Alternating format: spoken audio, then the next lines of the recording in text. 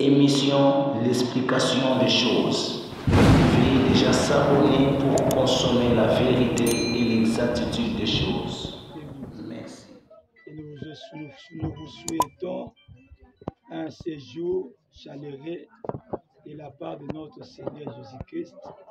Nous voici maintenant à la suite de notre émission. Ça, c'est la deuxième partie. Et aujourd'hui, nous allons continuer avec nos séries d'enseignements qu'on avait commencé sur l'appel et le ministère. Je pense que soyez branchés, connectés sur notre chaîne YouTube AJTV, les Mangeurs JM, la chaîne de l'édification chrétienne.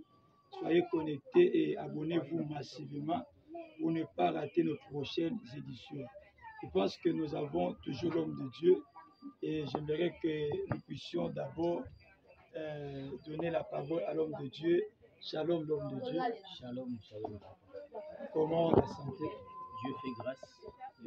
Vraiment merci. Nous sommes encore contents de vous accueillir, de vous recevoir dans ce plateau. Si l'homme de Dieu, un mot pour les téléspectateurs, nos internets qui nous suivent, un mot de gentillesse.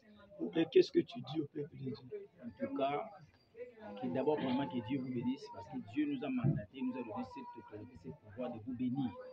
Soyez bénis, vous qui nous suivez de partout. Et vous qui posez aussi vos questions, avec vos suggestions, nous sommes là pour répondre à tout. En tout cas, que Dieu vous bénisse. Suivez-nous très attentivement et vous serez bénis. Ok, merci. Comme c'est une émission chrétienne, nous ne pouvons pas commencer comme ça sans une prière.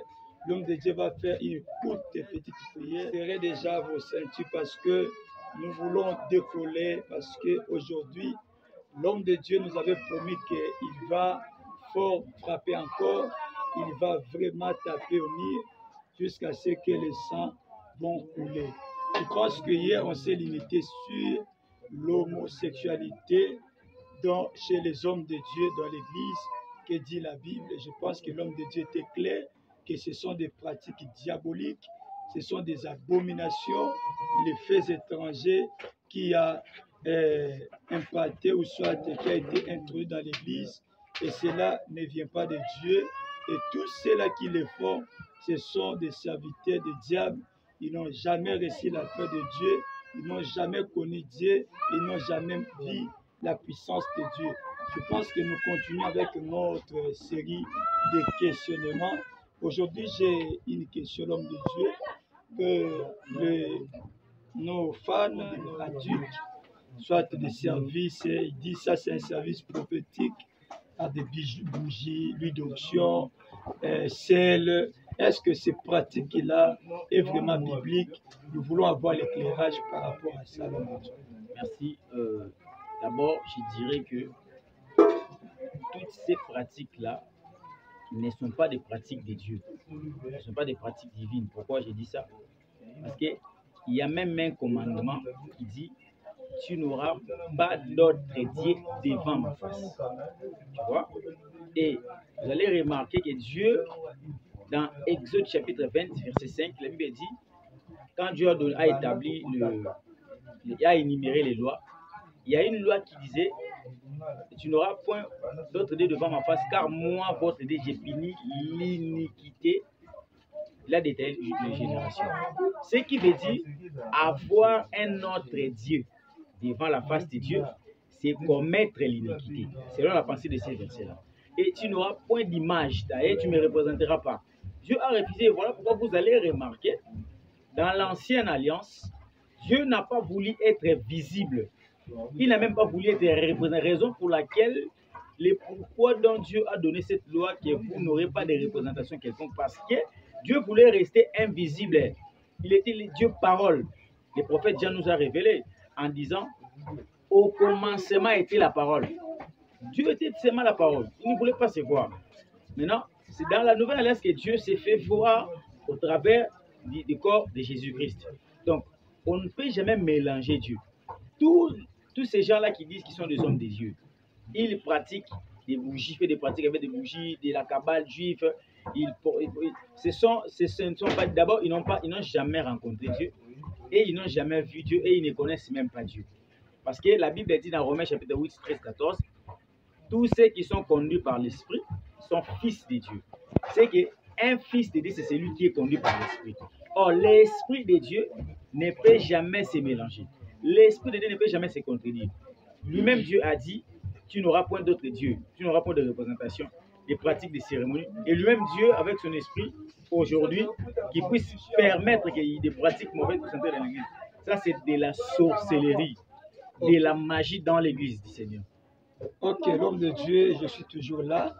Je vous ai entendu parler que ceux-là qui font ces pratiques, ce sont des pratiques diaboliques. Maintenant, aujourd'hui, nous voyons il y a un vent qui a envahi même les églises du Congo.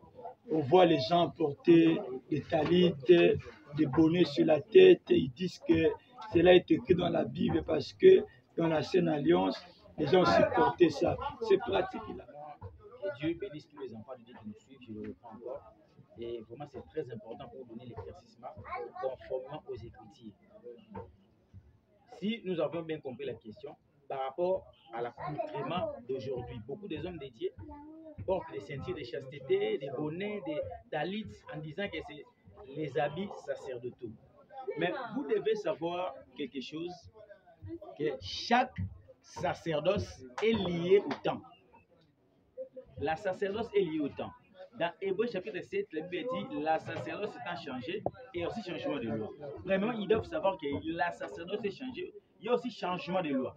S'il y avait des lois qui permettaient que cet accoutrement soit, vu qu'il y a changement de la sacerdoce, il y a aussi changement de loi, premièrement.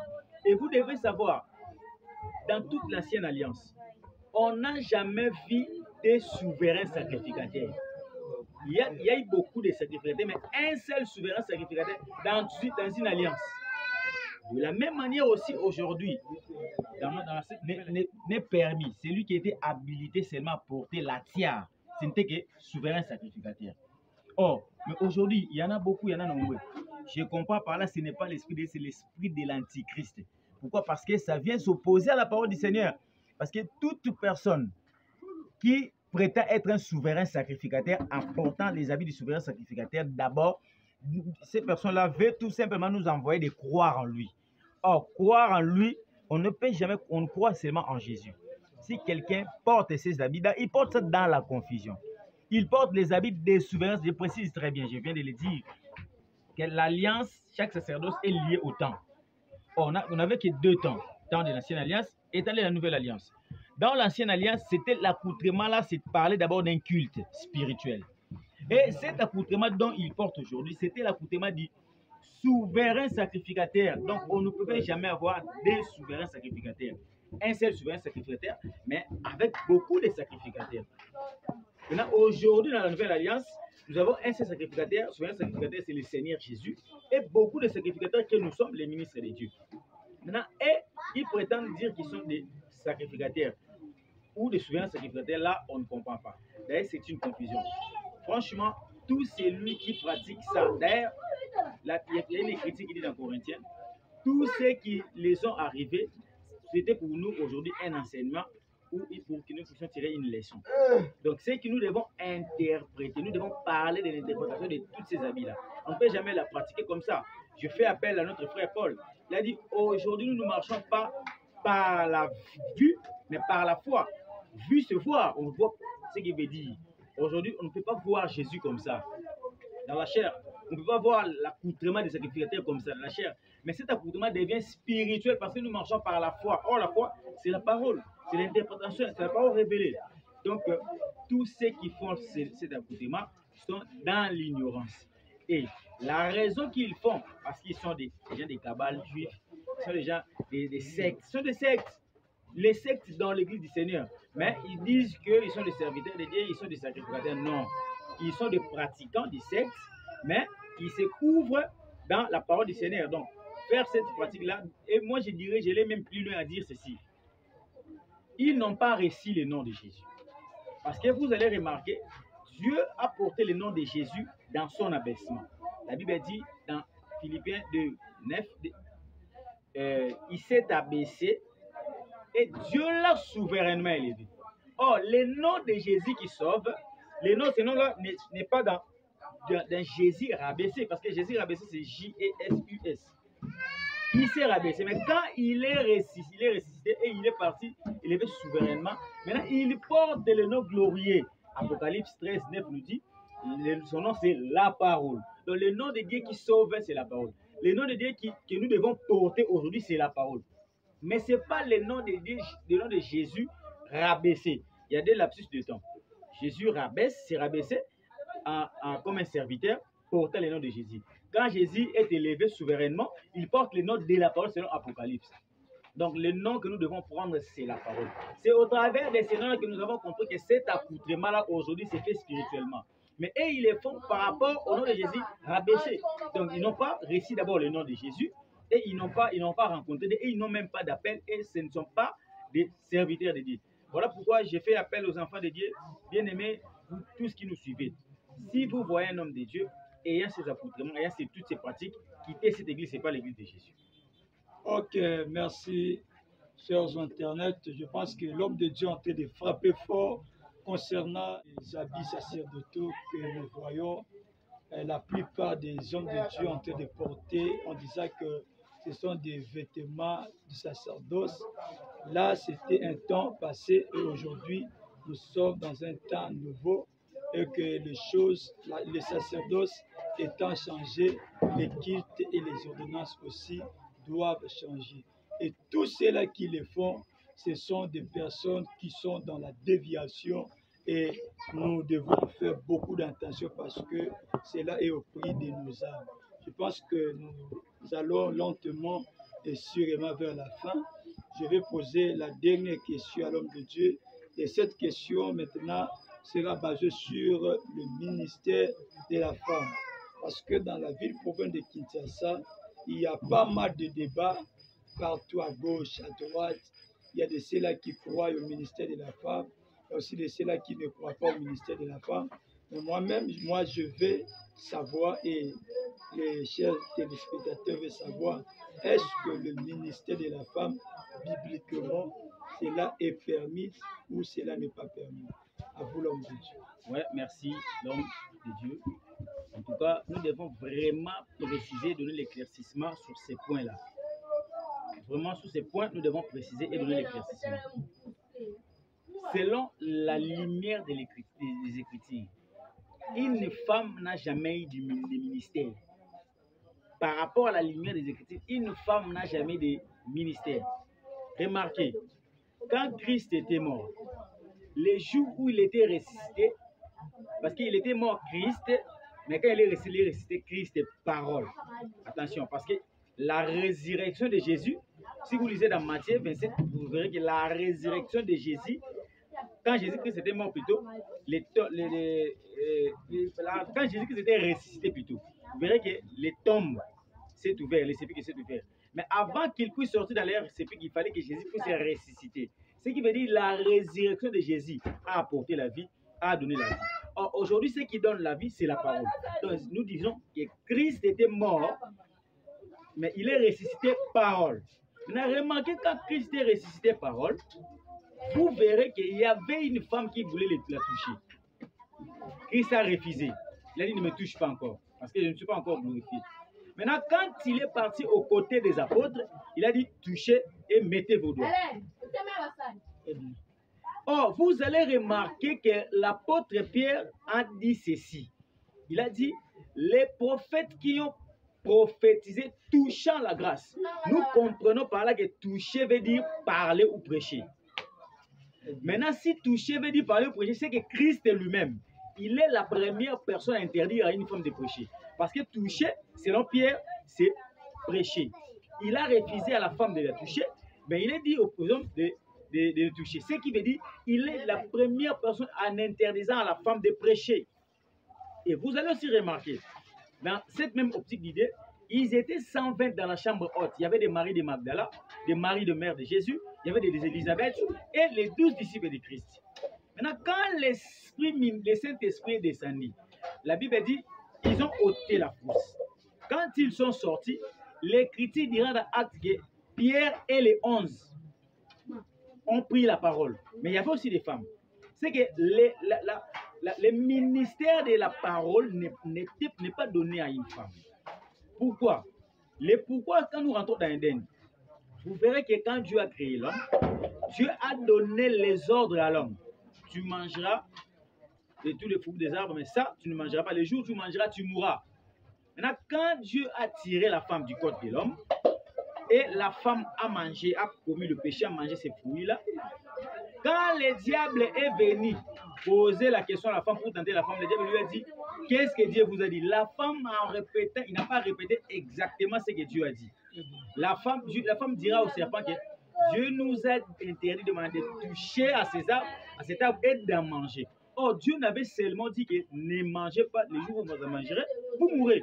Mais la femme a ajouté directement que Dieu nous a interdit de manger et de toucher.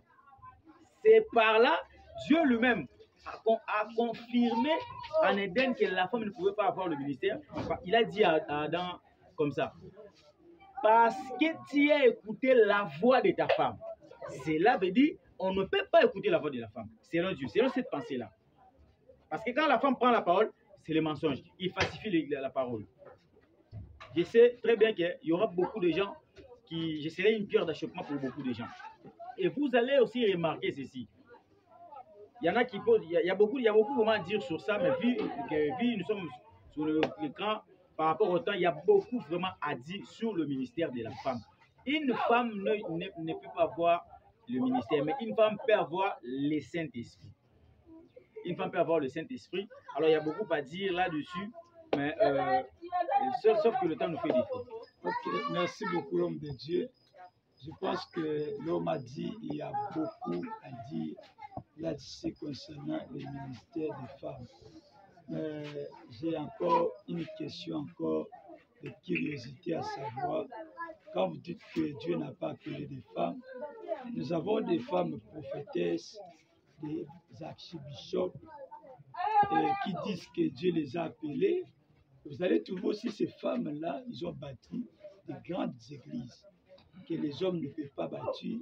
Ils ont aussi des gens là-bas, et les miracles, il y a des manifestations. Que dites-vous de ces gens de femmes? À l'occurrence, on a vu l'une qui vient de décéder, Hollande, elle a bâti une église partout dans le monde. Et beaucoup des hommes qui prétendent dire qu'ils sont des hommes de Dieu n'ont pas pu faire. Que dites-vous de ces genre de femmes? Merci. D'abord, c'est par ici, c'est par là que nous devons expliquer au peuple de qu'est-ce qu'est l'église du Seigneur Jésus-Christ. Parce qu'il y a beaucoup de femmes aujourd'hui, ils ont bâti des grandes églises, telles que vous venez de citer, Maman Olangi, elle a bâti une grande église. Il y a des femmes qui ont de grandes églises, de belles constructions. Papa, vous allez comprendre ceci. D'abord, l'église de Dieu, c'est quoi? Vraiment, il y aura beaucoup à dire sur l'église de Dieu, mais je fais une synthèse. Nous devons d'abord comprendre l'église de Dieu, c'est quoi. Parce que toutes ces choses-là ne sont pas des églises du Seigneur. Vous allez remarquer, Jésus aussi a fait des foules. Jésus aussi a fait des miracles. Jésus aussi a rempli de foules. Mais il n'a jamais appelé ça église. Et le jour où il a posé la question à ses disciples, qui dit les gens à propos de moi? Les disciples ont répondu, il y a d'autres qui disent que tu es Élie, Jérémie et l'un des prophètes. Mais maintenant, il dit pour vous, que dites-vous? Quand Pierre a répondu, Jésus a dit, sur cette pierre, j'ai bâtirai. Il n'a pas dit j'ai bâti, il a dit j'ai bâtirai. Cela veut dire, et avoir beaucoup de foules, Jésus ne l'a pas appelé l'église.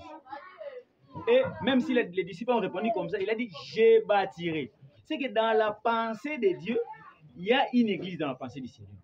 Maintenant, toutes ces choses-là, moi je confirme et j'affirme, toutes les femmes qui ont construit de belles églises, qui ont rempli qui ont fait la réunion des gens là où il y a des prophéties, là où il y a des miracles, ce ne sont pas les églises de Jésus. Ce ne sont pas les églises selon la pensée de Dieu. Alors, qui fait le miracle là-bas? Il y en a qui font des miracles, les femmes font des miracles, les femmes imposent les mains, les femmes qui remplissent. Donc, je précise d'abord que tout lieu où les gens sont réunis, où ils prophétisent, où ils prient, où ils prêchent la parole, ce n'est pas d'abord l'église. Une femme n'a pas eu l'amabilité ou la capacité d'avoir le ministère de la parole. Ce n'est pas donné à une femme. Voilà pourquoi vous allez remarquer, les jours où Abraham a rencontré trois hommes de Dieu qui sont venus chez lui, Sarah n'était pas là. Sarah était à l'intérieur. Parce que Sarah, même à l'intérieur, il n'était même pas là à la réunion. Mais à l'intérieur, il a même douté à la prophétie d'avoir le bébé Isaac. C'est par rapport par des raisons où Dieu refuse le ministère de la femme, parce que c'est les deux, ça introduit le doute. Maintenant, quand les hommes ont parti, maintenant l'apôtre Paul, poussé par l'esprit de la prophétie, il a dit, je ne permets pas à la femme de parler si elle veut s'assurer de quelque chose qui pose son mari à la maison en question. C'est ce qui s'est passé là-bas. Après le départ des 3 hommes de Dieu, ça a posé maintenant la question à Abraham. Abraham lui a explicité de tout ce qu'il s'agissait. Donc c'est par là que nous avons compris qu'une femme ne peut jamais avoir l'amabilité de parler, le ministère de la parole. Toutes ces femmes-là, je précise, toutes ces femmes-là, que vous venez de dire, ils remplissent des gens, d'abord ce ne sont pas des églises et ce ne sont pas des enfants de Dieu. Ils n'ont même pas vu Dieu, ils ne connaissent même pas Dieu. Au cas où on peut s'arrêter ici, je pense que l'homme de Dieu a tellement frappé fort concernant le ministère de la femme et il a dit que toutes ces femmes-là qui font de plein dans la vie province de Kinshasa, même dans le monde, ils n'ont jamais connu Dieu et ils n'ont jamais été appelés par Dieu. Il y a un point d'interrogation là. Je pense qu'il va continuer de nous dire que celui qui fait des miracles là, c'est quel Dieu, parce qu'eux aussi, ils appellent toujours le nom de Jésus. Il y a des miracles qui se font. Quel Jésus qui opère des miracles? Je pense que c'est l'esprit d'égarement. Dieu lui-même dit la puissance. On peut garder ça, ça sera la suite de notre enseignement. Je pense que je vais simplement vous dire, chers internautes, abonnez-vous massivement sur notre TV pour ne pas manquer nos prochaines émissions. Je pense que nous voici à la fin et nous voulons nous séparer avec vous. Mais abonnez-vous pour ne pas manquer l'homme de Dieu et un mot de la fin et bénis aussi le peuple de Dieu et donnez aussi votre numéro de téléphone. En tout cas, merci, je remercie Dieu de nous avoir donné cette occasion et je vous remercie aussi de nous avoir donné cette opportunité de parler de la part du Seigneur pour que le peuple de Dieu puisse avoir la lumière concernant beaucoup de choses. En tout cas, tous ceux qui nous suivront, que Dieu vous bénisse au nom du Seigneur Jésus-Christ qui nous a donné la parole. Et nous rappelons notre numéro, c'est le +243 85 51 93 477. Nous le reprenons, c'est le +243 85 51 93 477. C'est bel et bien votre cher le serviteur, l'apôtre Francis. Nous sommes là juste pour parler des pas du Seigneur. Merci. Ok, merci. Nous voici à la fin. Que Dieu bénisse vos maisons, que Dieu bénisse les familles. Je dis merci à l'homme de Dieu, JM, l'apôtre Jérémie Moukouka, pour cette belle opportunité de pouvoir nous donner l'occasion de s'exprimer, de se déchaîner dans sa chaîne. Et que Dieu bénisse aussi nos frères et sœurs qui ont eu l'occasion et l'habilité de nous suivre. Que Dieu bénisse notre papa Ézéchiel Sungu. Et je salue aussi beaucoup de nos téléspectateurs. Je salue le frère Tarsis Yalala. Je salue l'apôtre J.R. Ekanga. Et je salue autant et beaucoup de personnes. Que le Seigneur Dieu vous bénisse abondamment. À la prochaine. Ciao.